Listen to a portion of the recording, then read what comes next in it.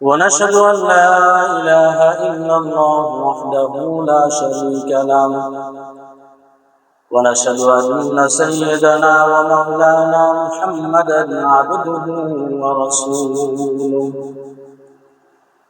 الذي أرسله بالحق بشيرا ونذيرا وداعيا إلى الله بإذنه وسراجا منيرا فقد قال الله تعالى في كلامه المجيد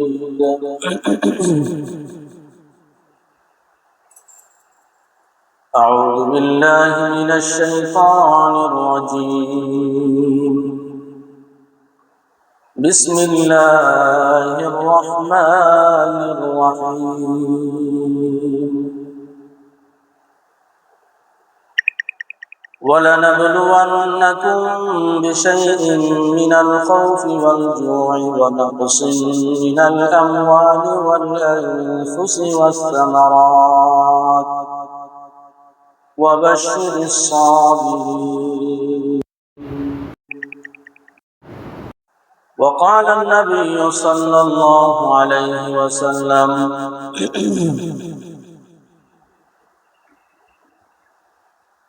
بلغوا عني ولو آية صدق الله العظيم وصدق رسوله النبي الأمي ونحن على ذلك لمن الشاهدين والشاكرين والحمد لله رب العالمين मरने वाला जाएगा जीने वाला कोई नहीं रोने वाला बहुत होगा जाने वाला कोई नहीं ला इलाहा इल्लल्लाह बिल्कुल जिक्र ला इलाहा इल्लल्लाह ला इलाहा इल्लल्लाह नहीं कोनो माबूद अल्लाह छाड़ा नहीं कोनो माशूक अल्लाह छाड़ा ला इलाहा इल्लल्लाह ला इलाहा इल्लल्लाह हयातेर मालिक जय अल्लाह मौतेर मालिको से अल्लाह ला इलाहा इल्लल्लाह ला इलाहा इल्लल्लाह ला इलाहा इल्लल्लाह बुजुर्गी की नहीं हमको ज़रूरत बुजुर्गी की नहीं हमको ज़रूरत गुलाम अपना बना हमको खुदाया ला इलाहा इल्लल्लाह जिक्र करो ला इलाहा इल्लल्लाह ला इलाहा इल्लल्लाह मुहम्मदुर रसूलुल्लाह सल्लल्लाहु अलैहि वसल्लम আল্লাহ রাব্বুল আলামিনের লাখ লাখ শুকর যে আল্লাহ রাব্বুল আলামিন আমাদেরকে পবিত্র জুমার দিনে মুয়াজ্জিন সাহেবের আহ্বান শুনে পৃথিবীর সবথেকে দামি জায়গা মসজিদে আসার তৌফিক দান করেছেন যে আল্লাহ রাব্বুল আলামিন আমাদেরকে সুযোগ করে দিয়েছেন সেই আল্লাহ তাআলার দরবারে আমরা শুকর আদায় করি আলহামদুলিল্লাহ আল্লাহ রাব্বুল আলামিন আমাদের চতুর্দিকে নিয়ামতে ঘিরে রেখেছেন আমাদের চারিপাশে আমাদের নিচে আমাদের উপরে সব দিকে আল্লাহ পাকের নিয়ামত আর নিয়ামত যেদিকে তাকাই আমরা যদি একটু বিচক্ষণতার সাথে একটু দেখি একটু খেয়াল করি তাহলে সেটা হয়তো আমরা উপলব্ধি করতে পারব আল্লাহ রাব্বুল আলামিনের সবথেকে বড় নিয়ামত হলো আমাদেরকে হায়াতে তৈয়বা দান করেছেন আমাদের মতো অনেক মানুষ কবরের ভিতরে শুয়ে আছে, ঠিক না? আমাদের থেকে ছোট মানুষ অনেকে কবরের ভিতরে শায়িত আছে। আল্লাহ রাব্বুল আলামিন আমাদেরকে এখনো দুনিয়ার উপরে চলার তৌফিক দান করেছেন। আল্লাহ রাব্বুল আলামিন আমাদেরকে অসংখ্য অসংখ্য অগণিত নিয়ামত দান করেছেন। অনেক মানুষ আছে ভালো মতো নিঃশ্বাস নিতে পারতেছে না, যাদের হার্টের সমস্যা হয় তারা ভালো মতো নিঃশ্বাস নিতে পারে না। পারে? আল্লাহ রাব্বুল আলামিন আমাদেরকে স্বাভাবিকভাবে আমাদেরকে নিঃশ্বাস নেওয়ার তৌফিক দান করেছেন। এই জন্য কি আমরা শুকর আদায় করেছি? আলহামদুলিল্লাহ। সকলে বলে আলহামদুলিল্লাহ।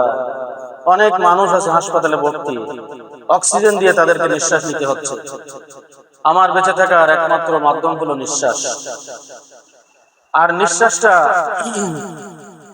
জারি হয় আল্লাহ রাব্বুল আলামিনের হুকুম থেকে, যেটা রূহের সাথে সম্পর্ক। সাহাবায়ে কেরাম রিদওয়ানুল্লাহি তাআলা আলাইহিম আজমাইন নবীজির কাছে প্রশ্ন করলেন, ইয়া রাসূলুল্লাহ, রূহ কি জিনিস?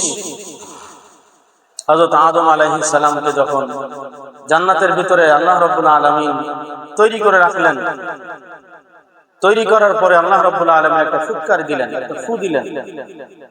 সে ফুরটার নাম হলো রূহ।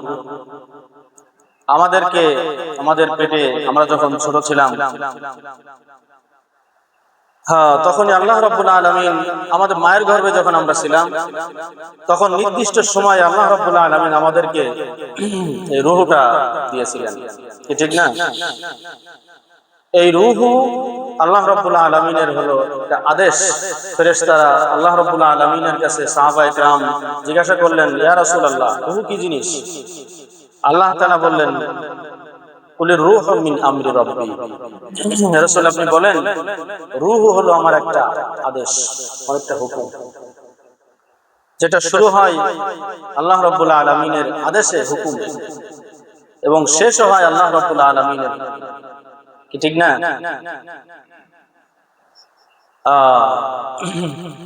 এই রূহটা আল্লাহ রাব্বুল আলামিন সর্বপ্রথম একসাথে তৈরি করেছেন, কিন্তু পর্যায়ক্রমে আস্তে আস্তে আস্তে একটার পর একটা, দাদার পরে বাপ, বাপের পরে ছেলে, ছেলের পরে পুত্র, ছেলে, এরপরে সিরিয়াল বাই সিরিয়াল আল্লাহ রাব্বুল আলামিন আমাদেরকে দুনিয়ায় প্রেরণ করেছেন, কি ঠিক তো নাকি? আবার যখন আল্লাহ তাআলা আমাদেরকে ডাক দিবেন, এরকম কোনো সিরিয়াল আছে? সিরিয়াল নাই যে দাদা যাবে, তারপরে আব্বা যাবে, তারপরে ছেলে যাবে, তারপরে পুতা ছেলে যাবে। এই ধরনের কোন সিরিয়াল কিন্তু মৃত্যুর জন্য নাই। আসার একটা সিরিয়াল আছে, যাওয়ার কোনো সিরিয়াল নাই। এজন্য হার হামেশা সর্ব অবস্থায় মৃত্যুর জন্য প্রস্তুতি গ্রহণ করা। নবী সাল্লাল্লাহু আলাইহি ওয়াসাল্লাম বলেছেন, যে ব্যক্তি মৃত্যুর কথা বারবার স্মরণ করবে তার মৃত্যু হবে শাহাদাতের মৃত্যু। সুবহানাল্লাহ। আমরা তো মৃত্যুর কথা ভুলেই গেছি। যেমন আল্লাহ রাব্বুল আলামিন যে আমাদের কাছে আমানত রেখেছেন, আমাদের সন্তান, আমাদের মাল, সব কিছু হলো আল্লাহ রাব্বুল আলামিনের পক্ষ থেকে আমানত। এই আমানতটা যে আমাদের কাছে আছে, এটা ভুলেই গেছি।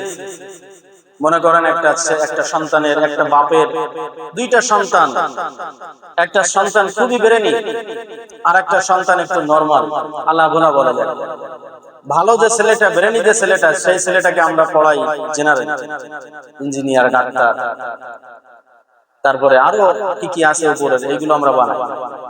আর যে ব্যক্তিটা, যে ছেলেটা নরমাল, ঠিক আছে না, যে ছেলেটা কথা একটা বলতে যাই আর একটা বলে, হ্যাঁ ঠিক আছে না, এই ধরনের ছেলেটাকে আমরা দিই মাদ্রাসায়। আল্লাহ রাব্বুল আলামিন ছেলে, ইন্নামা আমওয়ালুকুম ওয়া আওলাদুকুম ফিতনা, আল্লাহ রাব্বুল আলামিন বলেন, তোমাদের সন্তান এবং তোমাদের সম্পদ হলো পরীক্ষার বস্তু। কিসের বস্তু? পরীক্ষা। পরীক্ষা নেওয়া হবে। আমাকে আপনাকে সন্তান দান করেছে, সন্ততি দান করেছে, ছেলে মেয়ে দান করেছে, সম্পদ দিয়েছে, এর পরীক্ষা নেওয়া হবে। কিন্তু পরীক্ষা আমরা কি নিই? পরীক্ষা আগে হলো জেনারেল, আগে যেটা আল্লাহ রাব্বুল আলামিনকে চেনায় না, আল্লাহ রাব্বুল আলামিনকে চেনা একমাত্র ওহীর জ্ঞান। কোরআন এবং হাদিসের যে ইলম, যে বিদ্যাটা বলা হয়, ইলম মানে জ্ঞান নয়, ইলম মানে হলো ঐশীবান, যেটা আল্লাহ রাব্বুল আলামিন মুহাম্মদুর রাসূলুল্লাহ সাল্লাল্লাহু আলাইহি ওয়াসাল্লামের কাছে হযরত জিবরাইল আলাইহিস সালামের মাধ্যমে প্রেরণ করেছেন, সেটাকে জ্ঞান বলা হয়, ওহী বলা হয়। আমরা তো জ্ঞান বলতে বুঝি স্বাভাবিক যেটা স্কুল কলেজে পড়ানো হয়, এটাকে ওহীর জ্ঞান বলা হয় না। তলাবুল ইলমি ফরিয়দাতুন আলা কুল্লি মুসলিম, প্রত্যেক মুসলিমকে, প্রত্যেক নর এবং নারীকে দ্বীনি ইলম শিক্ষা করা ফরজ, যে কোনো মারফাতে হোক না। সেটা হতে পারে মসজিদের বারান্দায়, সেটা হতে পারে হুজুরের কাছে, সেটা হতে পারে মাদ্রাসায়, যে কোনো তরজে, যে কোনো তরিকায় দ্বীনি ইলম শিক্ষা করা কি ফরজ। নিজের চলাচলের জন্য যতটুকু মাসালা দরকার, এতটুকু মাসালা শিক্ষা গ্রহণ করা ফরজ। কোরআনুল কারীম সহিভাবে তেলাওয়াত করা, কোরআনুল কারীমের অর্থ বোঝা, কোরআনুল কারীমের মাখরাজ জেনে আদায় করা, উচ্চারণ করা, এটা ফরজ। আমি কিছুই শিখলাম না, আল্লাহ রাব্বুল আলামিনের কাছে যখন যাব, আল্লাহ রাব্বুল আলামিন আমাদেরকে পরীক্ষা নেবেন, পরীক্ষা। সে পরীক্ষায় তো আমাদেরকে পাস করতে হবে। তলাবুল ইলমি ফরিয়দাতুন আলা কুল্লি মুসলিম, প্রত্যেক মুসলমানের উপরে দ্বীনি ইলম শিক্ষা করা ফরজ। এই দ্বীনি ইলম বলতে কি বোঝায়? আমি আপনি কতটুকু জানি, আর যতটুকু জানি এতটুকু আমি আমার বাচ্চাদেরকে শেখাইছি কিনা, তারা সে অনুপাতে আমল করে কিনা, আমি আমল করি কিনা, এটা জানা দরকার। আমাদেরকে একটা জিনিস বুঝতে হবে যে দুনিয়াটা হলো ক্ষণস্থায়ী জিন্দেগি, ক্ষণস্থায়ী জিন্দেগি, যে দুনিয়ার শুরু আছে শেষও আছে। আর আমরা যাব এমন এক পরকালে, যে পরকালের শুরু আছে শেষ নাই, কশ্চিন কালেও শেষ নাই, শেষ হবে না। আল্লাহ রাব্বুল আলামিনের শুরু নাই, শেষও নাই। আল্লাহ রাব্বুল আলামিন হলেন আল্লাহ, ঠিক আছে না? আমার তো একদিন শুরু আছে, আমার একটা জন্ম তারিখ আছে, আবার একটা মৃত্যু তারিখ হবে, কিন্তু কি হবে না?